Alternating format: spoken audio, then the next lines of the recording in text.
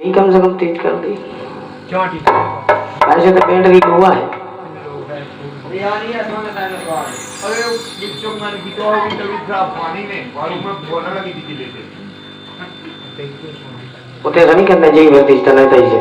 Hello ये फूल मारा था माया बन को रात में मशीन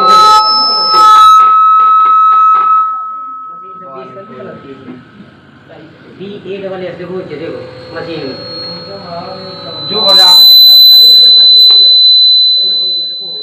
बक्सा चल रहा है गांव पर तो उनके देना लगी थी जो मैं पढ़ा है देखो तो मारा कौन सा दवा देते एकदम B-A-S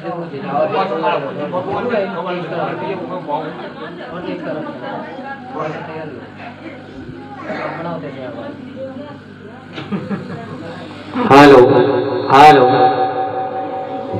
हेलो हेलो भाई हेलो हेलो जी हेलो सिरा दे तेरा कौन बड़ा हुई बटन है भैया बीच बार कम करो नहीं कम तरफ बड़ा बना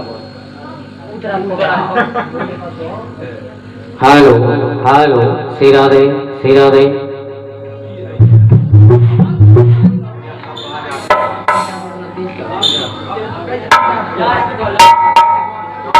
हेलो हेलो हेलो सिरा दे हेलो हेलो ज्यादा हुआ कम करो हेलो हेलो हेलो सिरा दे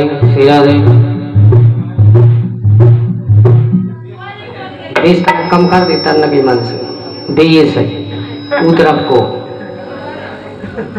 हेलो बस अब तेज करो तन की मशीन से हो जाएगा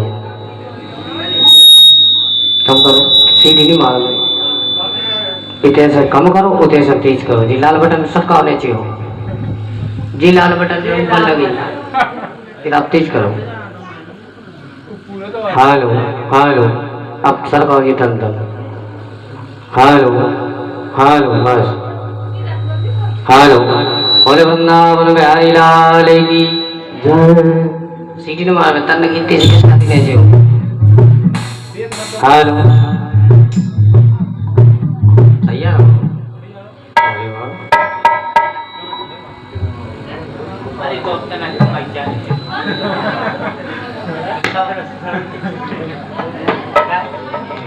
आइए आज श्रीमद् भागवत का द्वितीय दिवस पावन भूमि को प्रणाम करते हुए नारद जी प्रश्न करते हैं कि भगवान भागवत के श्रवण से भक्ति महारानी ज्ञान वैराग्य के साथ पुष्ट हो गई। ये तो मैंने प्रत्यक्ष देखा, परंतु बड़े बड़े पापी इस जगत में पड़े हैं, क्या उन पापियों की पाप भी नष्ट हो सकता है? और हो सकता है तो कौन कौन से पाप कर सकते हैं ये बताओ। सनकादिक बोले और मुस्कुराए, बोले नारद जी कौन कौन सा पाप कर सकता है, ये तो प्रश्न ही खत्म करो। हम कहते हैं कि जीवन भर पाप के अलावा कुछ भी ना किया हो। ये मानवा पाप कृतस्तु सर्वदा सदा दुराचार रता विमार्गा क्रोधाग्निदग्धा कुटिलास्य कामिनः शब्दाय यज्ञेन कलौ पुनन्ति ते। कली काल में बड़े से बड़े पापी भागवत सुधा सरिता में सराबोर होते ही स्वस्थ हो जाएंगे, ये मेरा दावा है। बोले आज तक कोई सब छुआ है? सनकादिक बोले नारद जी हम तुम्हें एक ऐतिहासिक प्रसंग सुनाते हैं। ऐतिहासिक प्रसंग मतलब ये सत्य घटना। ध्यान से सुनो। तुंगभद्रा नाम की नदी के किनारे एक पंडित जी रहते थे, नाम था पंडित श्री आत्मदेव शर्मा। शर्मा जी तो बड़े सीधे सच्चे थे, पर उनकी पत्नी बहुत खतरनाक थी, नाम था श्रीमती धुंधली देवी। बहुत खतरनाक थी। जब तक लड़ाई झगड़ा ना हो जाए, दो चार भाग युद्ध ना हो जाए, तब तक उसका भोजन ही हजम नहीं होता था।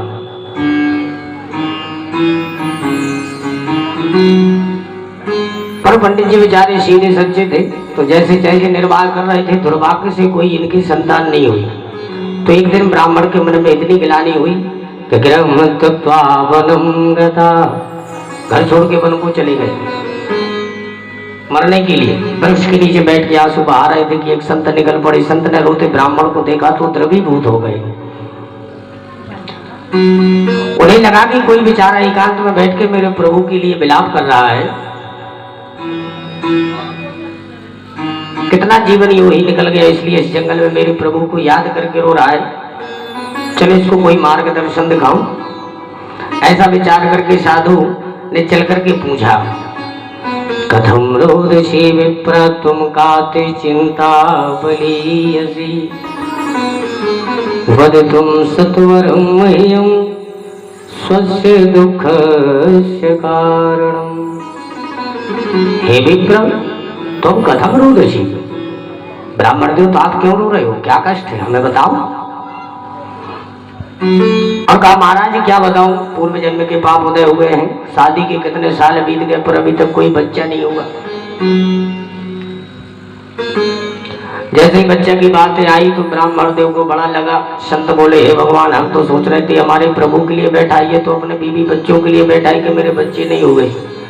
समझाया, मुंचा ज्ञानम प्रजारूपम बलिष्ठा कर्मणो गति, विवेकम तु समासाद्य त्यज्य संसार वासनम। ब्राह्मण देवता बेटा बेटियों से सुख मिलेगा, ये तुम्हारी सबसे बड़ी भूल है। अरे जानवरों के दर्जनों बच्चे होते हैं, कितने सुखी हैं। ब्राह्मण देवता बुरा मत मानना, तेरे भाग्य की स्पष्ट रेखाएं कह रही हैं, सप्त जन्मावधि तव पुत्रो नैव च नैव च। 7 जन्मों तक तेरे कोई संतान का सुख है ही नहीं। अब गीलो है नहीं तो हम तो मन होते बिठा देते। अब हमें तो आ रहे देखने, हमको नहीं करना आया देखे।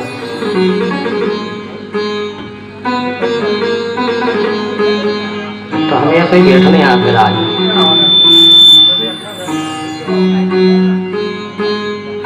हमारा बुआ जी तो बैठे सबसे अच्छे भाई। कहा है जब तक कोनो आगे न बैठे जब तक मजा ही नहीं आता। 7 जन्म तक तेरे कोई संतान नहीं होगी। इतना सुनते ही ब्राह्मण ने बड़ी जोर से धरती पर सिर पटका। संत जी घबरा गए, अरे ब्राह्मण ऐसा क्यों कर रहे हो, धरती पर सिर पटकोगे तो जल्दी मर जाओगे। ब्राह्मण देवता ने कहा, हम तो मरने बैठे ही थे और अब की बार हम इतनी जोर से सिर पटकेंगे तो अब की तो हम मर ही जाएंगे। नहीं तो हमें संतान दे दो, हमें पुत्र दे दो। अब ब्राह्मण देवता घबराए, हे भगवान। समझाने का बहुत प्रयत्न किया, अरे ब्राह्मण देवता बेटा बेटियों से सुख मिलेगा, ये तुम्हारी भूल है। और जब समझाने पर भी आग्रह नहीं माने तो आत्मदेव ब्राह्मण कहते हैं कि संत महाराज, अब की बार हम इतनी जोर से पटके के यदि पुत्र नहीं दिया कि हम तो सिर पटक के मर ही जाएंगे, पर ब्रह्म हत्या का दोष तुम्हें भी लगेगा। अब संत की धड़कन तेज है, भगवान ये भाई मूल चलते फिरते मूल ब्रह्म हत्या ले ली। अब संत घबराए, समझाया, बोले भैया सिर मत पटको नहीं तो मर जाओगे। भगवान ने चाहा, समझाया कि भाई जब तेरे भाग में है ही नहीं तो मैं पुत्र दे कहां से दूं। नहीं महाराज मुझे तो पुत्र ही चाहिए, मैं कुछ नहीं जानता। न चैत्य जाम में हम प्राणास्त लग रही सोग्र मूर्छिता, अभी मरता हूं नहीं तो बेटा दो। संत जी ने तुरंत समझ लिया कि निश्चित मर जाएगा। तो संत जी कहने लगे, अरे ब्राह्मण रुको रुको, अभी इतने जल्दी ना मरो, एक निवेदन हमारा सुन लो, हम तुम्हें भगवान के नाम का फल दिए देते हैं। तो इदम भक्ष्यम पत्न्या तुम तथा पुत्रो भविष्यति, ये फल अपनी पत्नी को खिला देना तो भगवान ने चाहा निश्चित ही बेटा होगा। अब तो ब्राह्मण खुशी के मारे नाचने लगे, धन्य साधु बड़े दयालु होते। अब खूब महिमा गा गा करके दौड़े पंडित जी घर आए। हरी सुनती हो, देखो क्या लाया हूँ। पंडितानी दौड़ी दौड़ी आई, क्या लाए हो महाराज। बोले देख लो फल लाए, इसको खाएगी तो बच्चा हो जाएगा। धुंधली की तो धड़कन तेज है, भगवान ऐसे चिल्ला रहे थे जैसे 9 लखा हार लाए हो। वो लाए तो है फल। क्या मैंने, अब उसने कहा क्या मैंने आज तक फल नहीं खाया जो ये फल हमको दिखा रहे हो? पंडित जी बोले भाग्यवान, ऐसा वैसा फल नहीं है, खाएगी तो बेटा होगा। बहुत बड़े सिद्ध बाबा ने दिया है। हमको पूरी कहानी सुना दी, सारी कहानी सुनाई। ओहो ऐसा फल है, ये तब तो मैं अवश्य खाऊंगी। अभी आप अपना काम करो और मैं अपना काम वाम करके पूजा पाठ करके नहा धो करके फिर पाऊंगी बढ़िया फल के लिए। विश्वास दिला दिया। पंडित जी बेचारे पड़ोसियों के यहाँ चले गए गप्पे मारने के लिए। अब वहां सुना रहे हैं, कुछ ही समय बाद मेरे आंगन में भी किलकारियां गूंजेगी। बहुत बड़े सत्य संत ने हमें एक फल दिया है, उसको जब हमारी भार्या ग्रहण करेगी तो निश्चित ही हमारे बेटा होगा। तो कुछ समय बाद हमारे भी आंगन में बढ़िया झूला पल्ला इत्यादि डलेंगे। समस्त नगरवासियों से ये गप्पे मार रहे थे। अब वो बैठे बैठे सोच रही थी कि हे भगवान, मेरे पंडित जी तो सीधे सच्चे, ना जाने कौन साधु बाबा की बातों में आकर के ये फल दे दिया। कहीं फल खाने से बेटा बेटी होते हैं। सोच ही रही थी कि पड़ोसन आई गई। जैसे ही पड़ोसन आई, धुंधली बोली, देवी जी तो बहुत अच्छे मौके पर आई, ठीक ठाक बढ़िया बैठा लिया। क्या हुआ? बोले कुछ मत पूछो, मेरे पंडित जी गए थे, किसी बाबा ने कहा कि फल को खिला देना, बच्चे अच्छे हो जाएंगे। अब तू ही बता सके कहीं फल खाने से बच्चे होते? अब उसने समझाया सके ने। बोली देख बहन, अरे तेरे बच्चा तो है ही नहीं, यदि तू खाएगी सिद्ध संत का प्रसाद है, खा ले। यदि उसमें शक्ति होगी, पावर होगा तो निश्चित बच्चा होगा, और तेरे को बच्चे की आवश्यकता भी है। और नहीं भी होगा तो फल है, नुकसान की तो कोई बात ही नहीं। अब उसने कहा मैं खा तो लूंगी, पर यदि पेट में बच्चा हो गया तो पेट बड़ा हो जाएगा। अब पेट बड़ा हो जाएगा तो हम दौड़ भी नहीं पाएंगे। उस सखी ने कहा क्या तुझे मिलिट्री में भर्ती होना है जो दौड़ लगानी है? मत दौड़ना। बोले तो हम काम भी तो नहीं कर पाएंगे। बोले ननद को बुला लेना। बोले ननद मेरी महा चोटी, ननद की तो बात कहो ही मत। अब बोले मैं दौड़ने की इसलिए बात कह रही हूँ कि शायद कहीं अचानक घर में आग लग गई तो फिर भागना नहीं पड़ेगा। सखी तो घबराए गई है, भगवान कैसा उल्टा सीधा बोल रही है। उसका तो माथा खराब हो गया। उसने कहा भाई जो तेरे को अच्छा लगे खा, ना लगे ना खा, मैं तो ये चली। सुखदेव जी स्पष्ट कह दिए। बोले हे महाराज भगवान, तब तो ये खतरा मोल लेने की बात ही नहीं है। मेरे साथ कुछ ऐसा हो जाए तो मैं तो जीते जी मर जाऊंगी।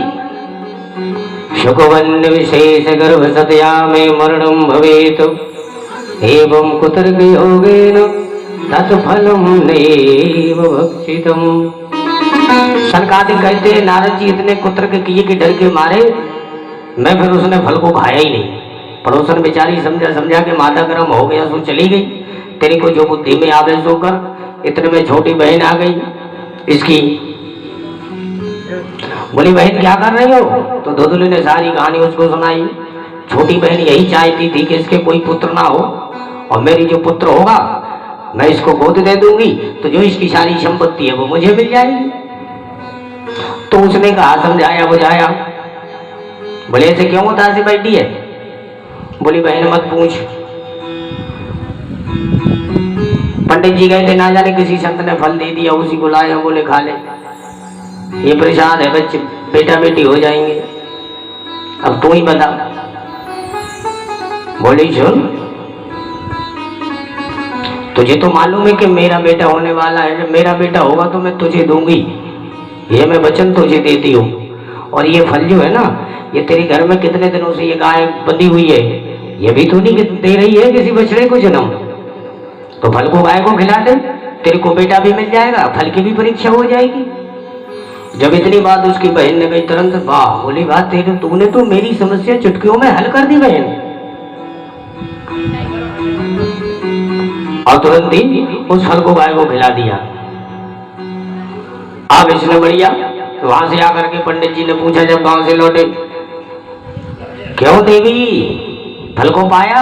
अरे बोले महाराज जी मैंने पंडित जी बिल्कुल अच्छे मेरे प्यार से गाया पाया, नहा धो करके पूजा पाठ कर मैंने बिल्कुल अभी अभी प्रसाद पा करके ही निवृत्त हुई हूँ। अच्छा वाह भगवान, बहुत संत महात्मा का प्रसाद दिया होगा। अब फल खाने के बाद इसने बढ़िया अपना काम करना प्रारंभ कर दिया। बोली बड़ा आराम हो रहा है, मुझे बड़ा फायदा हो रहा है। इतने में छोटी बहन के कुछ समय आया तो छोटी बहन के पुत्र हुआ, उसने रातों रात में धुंधली को दे दिया। जैसे ही धुंधली को दिया, धुंधली ने बेटा को पाया। सुबह होते ही पंडित जी को बताया पुत्र की प्राप्ति हुई है। जब पुत्र की प्राप्ति के बारे में सुना, आत्मदेव ब्राह्मण तो खुशी के मारे नाचने लगे। धन्य भाग हमारे जो हमारे घर में संतान के सुख पधारे।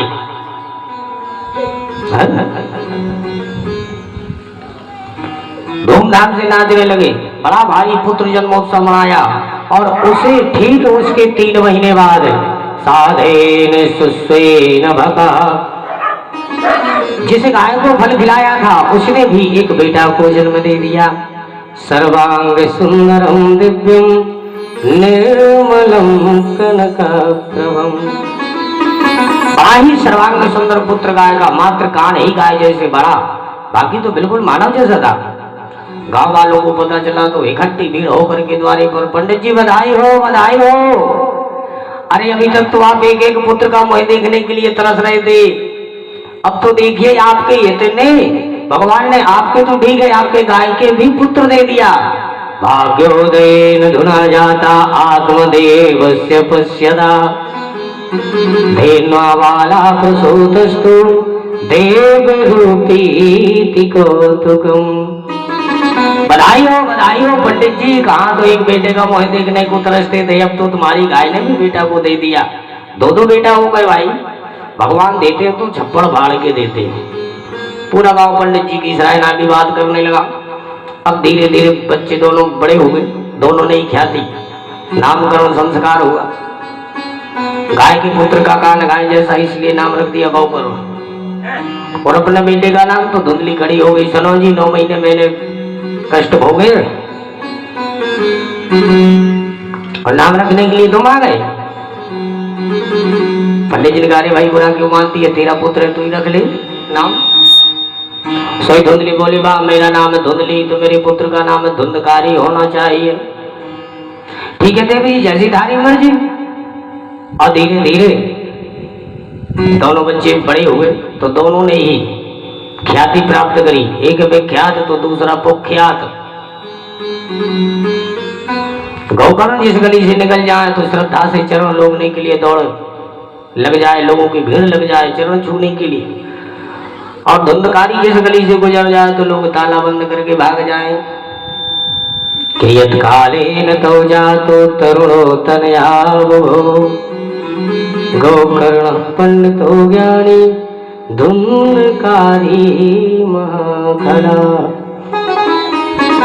धुंधकारी बहुत ही दुष्ट प्रवृत्ति का हुआ, चोरी करे डकैती डाले, व्यभिचार में प्रवृत्त होकर के घर की सारी संपत्ति नाच गाने में लुटा डाली, घर के बर्तन भी उठा उठा के बाजार में बेच दिए।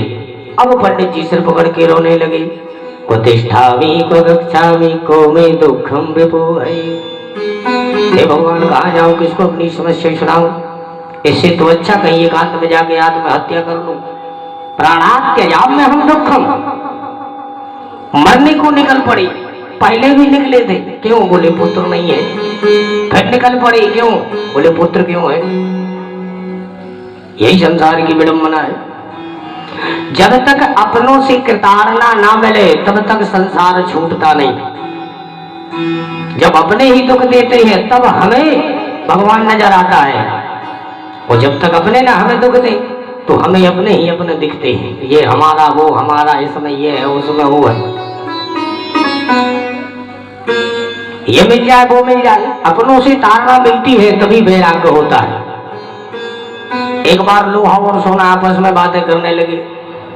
सोना लोहे से बोला क्यों रे, मैं भी घूम फिरता हूं पर तू भी घूम फिरता है, पर जितना तू चीखता है उतना मैं नहीं चीखता। क्यों? सोने ने कहा लोहे से कि जितना तू चीखता है उतना मैं नहीं चिल्लाता। कारण क्या है?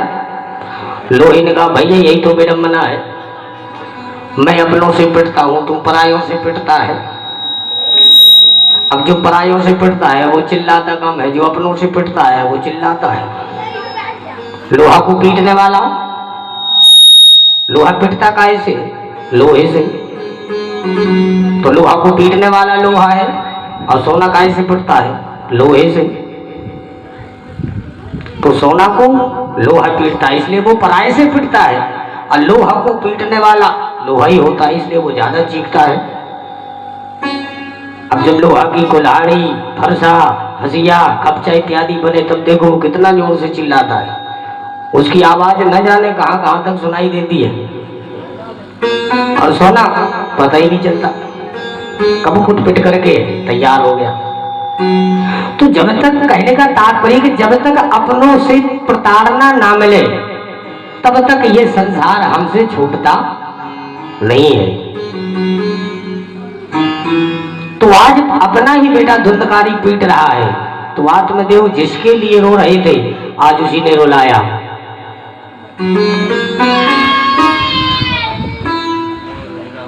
तो भागा, गोकर्ण जी ने देख लिया तो हाथ पकड़ के रोक लिया और बड़ा ही सुंदर दिव्य उपदेश दिया। ये बताइए पिताजी, संसार में आपको कौन सुखी नजर आता है?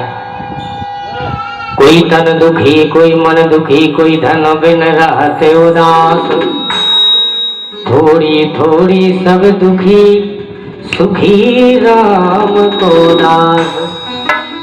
राम का दास कभी ना हो गए उदास। धनहीन कहे धनवान सुखी, धनवान कहे सुख राजा कुमारी, राजा कहे महाराज सुखी, महाराज कहे सुख इंद्र कुमारी। इंद्र कहे पुनि ब्रह्म सुखी, ब्रह्म कहे सुख विष्णु कुमारी। तुलसी मन सोच विचार कहे, हरि भजन बिना सब जीव दुखारी।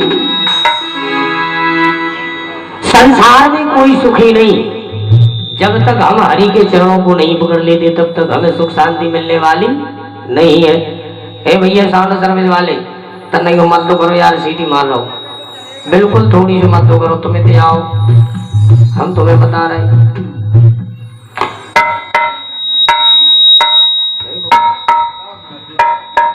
कितनी अरे हाउ जो भगल हेलो बस अब न मार दे।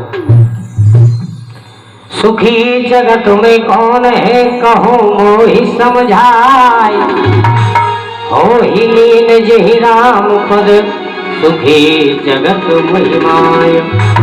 जिसने प्रभु के चरणों को पकड़ लिया वही सुखी है, अन्यथा सुखी कोई नहीं है। क्योंकि हरि भक्त ने हरि को पुकारा है, हे नाथ न कोई सहारा है। हरि भक्त ने हरि को पुकारा है, हे नाथ न कोई सहारा है।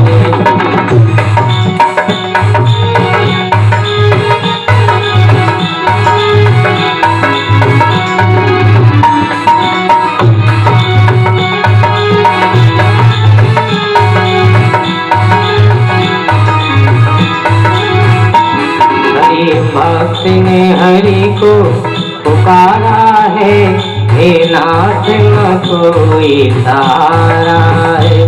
हरि भक्त ने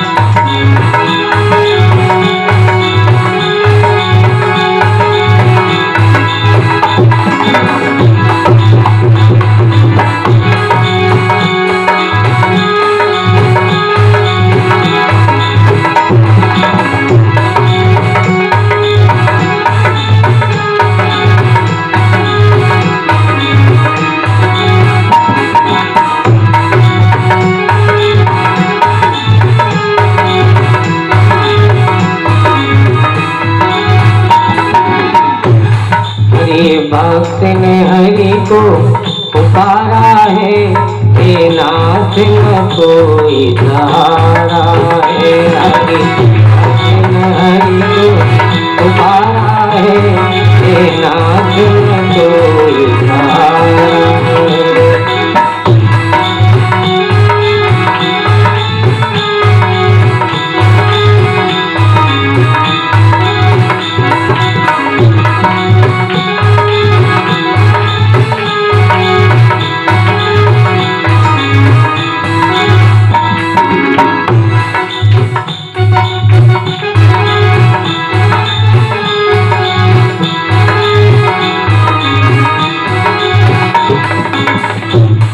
ना कोई मेरा सहारा है, ना कोई यहाँ सहारा है, ना कोई यहाँ सहारा है, ना कोई यहाँ सहारा है, ना कोई यहाँ सहारा है, ना कोई यहाँ सहारा है, ना कोई यहाँ सहारा है, ना कोई यहाँ सहारा है, ना कोई यहाँ सहारा है, ना कोई यहाँ सहारा है।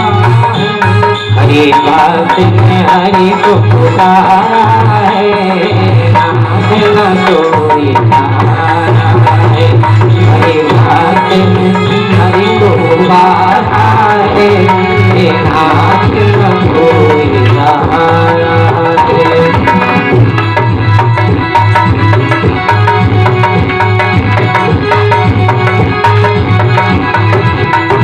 हरि भक्त ने हरि को पुकारा है, नाथ न कोई सहारा है, हरि भक्त ने हरि को पुकारा है, हे नाथ न कोई सहारा है। इसलिए संसार में पिताजी कोई सुखी नहीं है, न च इंद्रस्य सुखम किंचित न सुखम चक्रवर्ती न सुखमस्ति विरकतस्य मुनिरेकांत जीविना। इसलिए पिताजी इस दुनियादारी का झंझट छोड़ो, राम जी का भजन करो। वाद में दोनों कहा बेटा तूने बिल्कुल ठीक कहा, यही बात है मुझे पहले एक संत ने समझाई थी पर मेरी मति मारी गई, मुझे समझ में नहीं आई। पर आज तेरी बात है बेटा बिल्कुल समझ में आई गई। बेटा एकमात्र प्रभु का हूँ और उन्हीं का बन करके रहूंगा। ऐसा करके आत्मदेव घर छोड़ के भजन करने के लिए निकल गए। पिताजी के जाते ही धुंधकारी ने माता को पकड़ा। माता जी बताओ माल कहाँ रखा है? पिताजी सब कुछ बता के गए होंगे, और नहीं बताओगी तो जलती हुई लकड़ी से मारूंगा। जो जलती लकड़ी दिखाई तो मैया डर के मारे घर छोड़ के ऐसी भागी के कुएं में गिर करके आत्महत्या कर ली। कर्ण को लगा दी। पिताजी बन को गए, माता जी कुएं में गई। अब लगता है कि हमारा नंबर आ गया, सो हाथ जोड़ के भैया से बोले हमारा तीर्थ करने का विचार है, हम चले जाएं। धुंधकारी ने कहा जाओ। बिल्कुल नहीं रोका हुआ, चले गए। अब धुंधकारी बिल्कुल घर में अकेला रह गया, तो 5 लड़काओं को ला करके बाजार में से घर में रख लिया। चोरी करे, डकैती आदि धन लूट करके उन 5 को दिया करता था। एक दिन राजा के घर उसने चोरी करी, हीरा जवाहरात मोती आदि बहुत भर करके लाया। 5 लड़काओं ने देखा, ओ माला माल हो जाऊंगी। और धन देख करके तो निश्चित है कि सभी की बुद्धि खराब हो जाती है। अब 5 ने विचार किया यदि ये पकड़ा गया और राजा के यदि दूतों ने इसको पकड़ लिया तो ये तो मरेगा, साथ में हम लोग भी मारे जाएंगे। क्या किया जाए? तो 5 लड़काओं ने रात में अपना बढ़िया विचार बनाया और सोते हुए धुंधकारी का गला दबा करके मृत्यु कर दी, मार दिया। 5 ने ही रात्रि में अपने उसी भवन में गड्ढा खोद करके उसी में दफना दिया। और दफना करके एक एक करके प्रातः होते ही सब अपने अपने घर के लिए चली गई। अब घर सोना। धुंधकारी बड़ा भयंकर प्रेत बना, क्योंकि अकाल मौत मरा था। अकाल मौत कौन मरते हैं? जो कुएं में गिर करके मरते हैं, वो काल मौत है। भूत प्रेत बनते हैं वो जो सर्प के काटने से, जहर खाने से। ये अकाल मृत्यु है। और आजकल ये सबसे ज्यादा अकाल मृत्यु होते हैं। घर में हुई खटखट आगे लगा ली, बोले हमसे ऐसे काय बोले। अधिकांश ऐसी माताएं ज्यादा करती हैं। घर में अगर कोई आदमी की लड़ाई हुई, बोले हल्ला ना करो, तब दवाई पी ले, हम आगे लगा ले, मिट्टी देता हुआ है।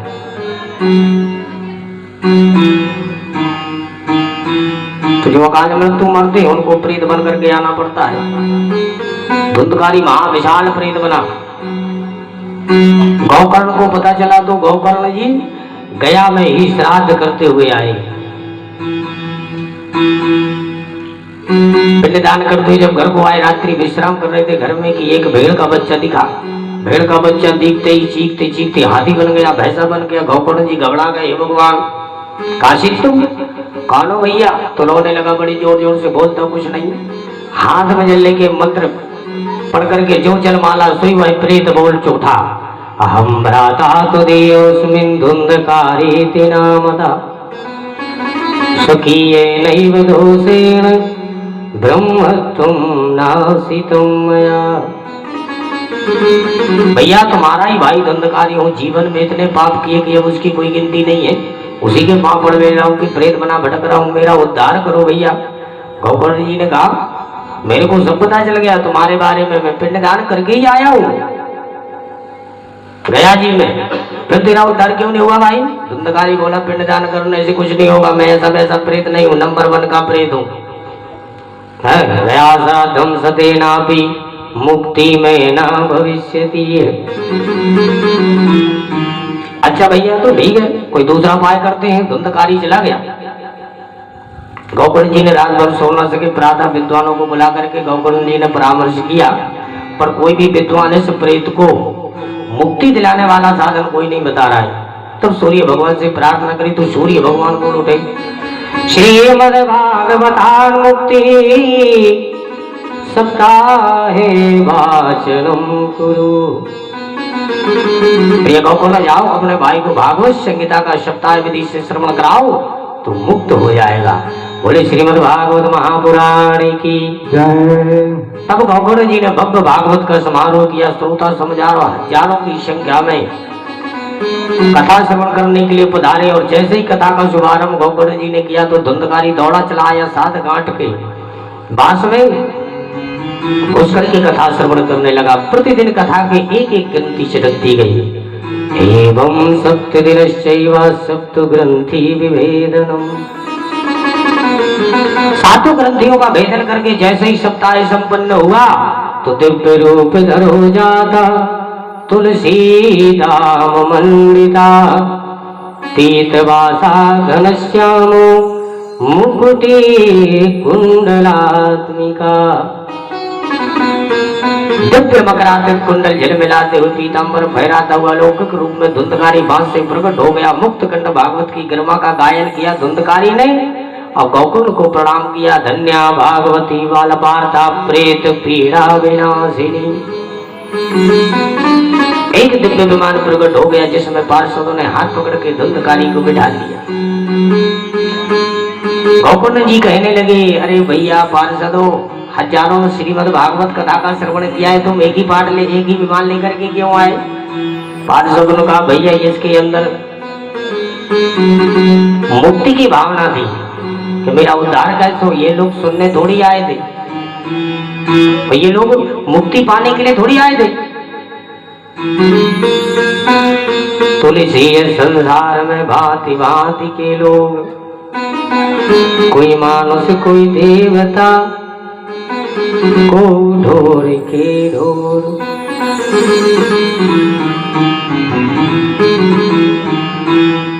संसार में लोग कैसे बोले चलो यार अविनाशी महाराज आए भागवत करने के लिए, पता नहीं कैसे करते, चलो चल करके सुनते। कुछ आएंगे कथा सुनने के लिए, कुछ आएंगे अविनाशी की घोपड़ी खाने के लिए, कुछ लोग आएंगे पंडित जी की कमी निकालने के लिए, व्यासपीठ अच्छी बनी कि नहीं, फलाना समय अच्छा है कि नहीं, ठिकाना अच्छा है सिस्टम के नहीं, इसमें ये रखा कि इसमें ये रखा कि नहीं रखा है, अब इसमें जा कमी का है, इसमें जा कमी का है। वो कमी देखेंगे, ये नहीं सोचेंगे कि कहाँ ये हो रहा है। भगवान की कथा में किसी चीज की आवश्यकता नहीं, पर ये संसार है। कथा के माध्यम से सभी देवताओं को बुलाया जाता है, इसलिए सभी को बिठाला जाता है। अब आसन पर बिठाल दिया, अब उसमें हो अन्यथा ना हो, पर नहीं ऐसा क्यों नहीं है? ऐसा होना ही चाहिए। तो संसार है, एक से एक लोग आते हैं, कुछ कमी निकालने के लिए, कुछ लेने के लिए, कुछ देने के लिए। कोई कहते वाह कितनी बढ़िया कथा हो रही है, कोई कहते आओ तुम यहाँ लग रही तो वहां ना है। संसार है। बोले वृंदावन बिहारी लाल की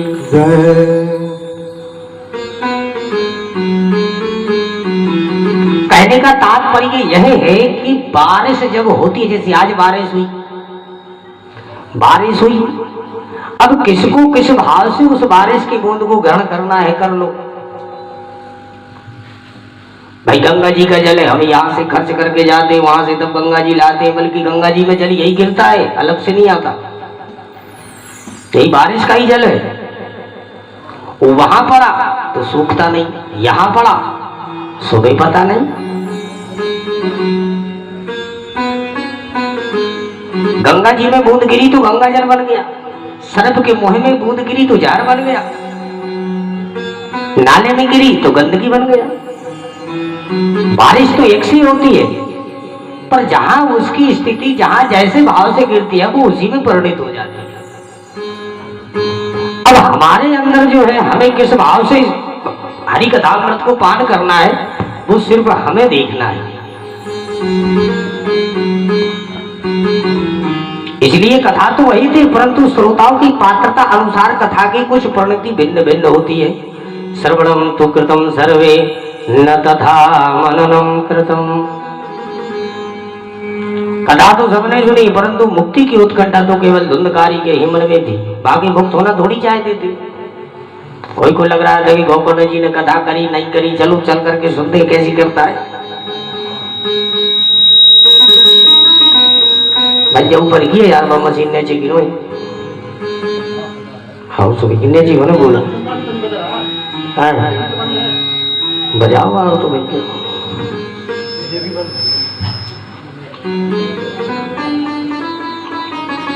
अब तो सभी श्रोता उदास हो गए कि धुंधकारी तो गया। गोकर्ण बोले अब दोबारा कथा करवाएंगे, अब की बार मत चूक जाना। तो अगले महीने में पुनः एक भव्य भागवत का आयोजन किया। तो दूसरी कथा का जब विराम हुआ तो श्री सरकार कहते कि नारद जी जितने श्रोता उतने विद्वान प्रकट हो गए, और स्वयं श्री हरि ने प्रकट होकर गोकर्ण जी को हृदय से लगा लिया। बोले भक्त वत्सल भगवान की जय। जैसे श्री राम जी अवधपुर सारे वासियों के साथ साकेत धाम को गए थे, ऐसे ही अयोध्या वासिनः पूर्वम यथा रामेण संगता तथा कृष्णेन तेनीता गौलोकम योगी दुर्लभम। बड़े बड़े संतों को जो दुर्लभ धाम है वह गोकर्ण जी ने श्रोताओं को श्रीमद् भागवत सुधारस पान करा के प्राप्त करा दिया। अब तुम ही बताओ नारद, तुम कह रहे थे कि कौन कौन से पापी तर जाते हैं, तो जब धुंधकारी जैसा महापापी तर गया मरने के बाद सुन करके, तो ये सामान्य कोई पापी तर जाए इसमें कौन सी आश्चर्य की बात है। अत्यंत प्रसन्न हो गए नारद जी, क्योंकि अत्यंत प्रसन्न। नारद जी के तो हृदय का वार नहीं रहा। भजन बिन सुनो है भजन बिन सुनो है संसार।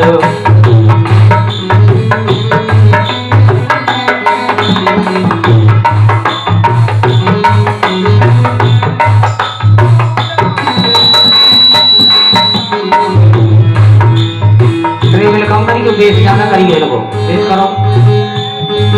अरे बताइए यार बेस जल्दी ले चला के बता वही में। भजनों बिन सुनो है अरे भजनों बिन सुनो है संसार। सुनो है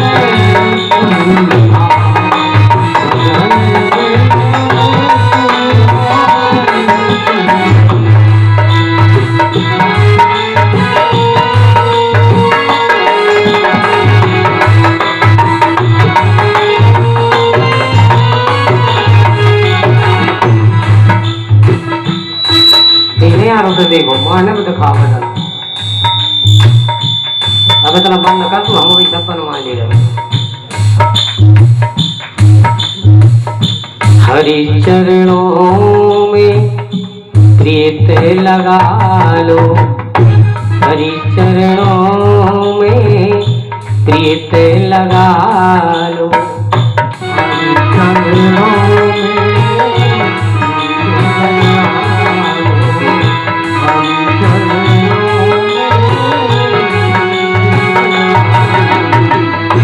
हरि चरणों में प्रीत लगा लो हरि चरणों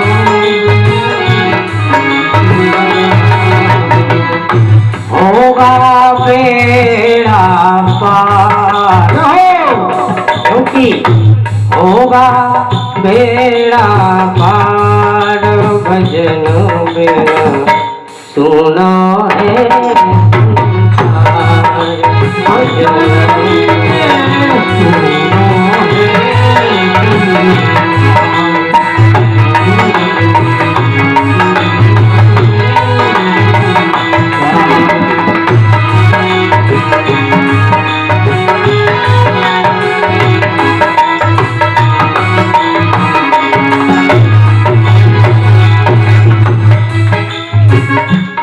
सपने जैसा जगत बना है सपने जैसा जगत बना है सपने जैसा जगत बना है सपने जैसा बना है करके देख विचार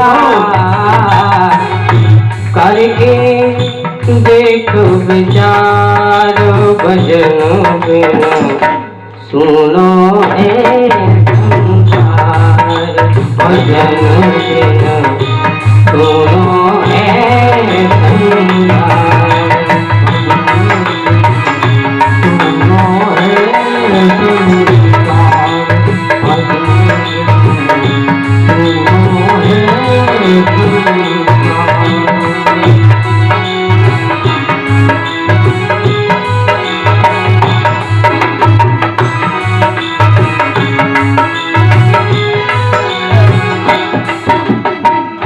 स्वार्थ की है दुनियादारी स्वार्थ की है दुनियादारी स्वार्थ की है दुनियादारी स्वार्थ की है स्वार्थ की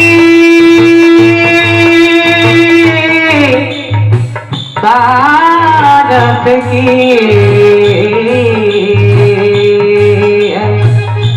दुनिया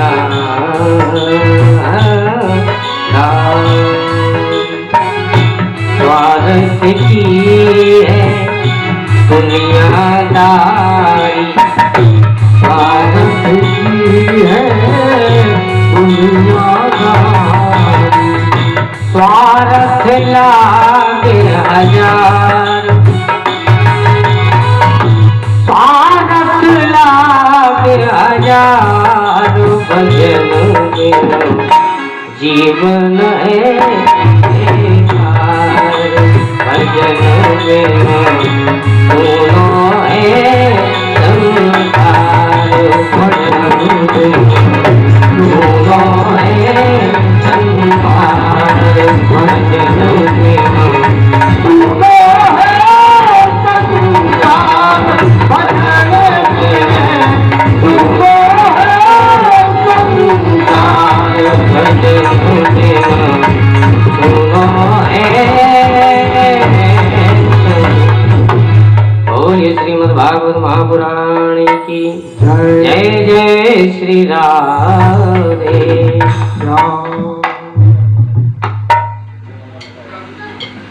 कभी ये गाना जी साउंड सर्विस वाले ये तो भैया लाल तोड़िया कहाँ हो कहाँ लग गई ज़्यादा कुछ ना है